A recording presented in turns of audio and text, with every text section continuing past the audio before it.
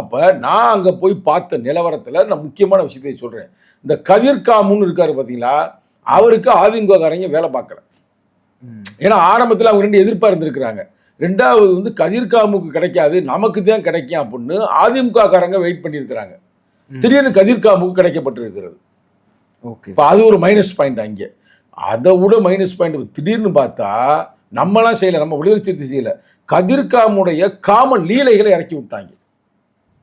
வேற ஒரு doctor empty முடிச்சவர் அங்கே ஏதோ ஒரு பெண்கிட்ட வந்து இது பண்ணிட்டு அதை போட்டாவே இறக்கிட்டாங்க, வீடியோ இறக்கிட்டாங்க. பாலியல் குற்றச்சாட்டுன்னு போட்டு இப்போ எல்லாம் இங்கே போய்கிட்டு இருக்கு. உங்களுக்கு வந்து அங்கே பெண்கள் ஓட்டு ரொம்ப அதிகம், ஆணை விட பெண்ணுக்கு ஓட்டு அதிகம். இப்படி பாலியல் குற்றவாளிக்கு ஓட்டு போடுவாங்களா?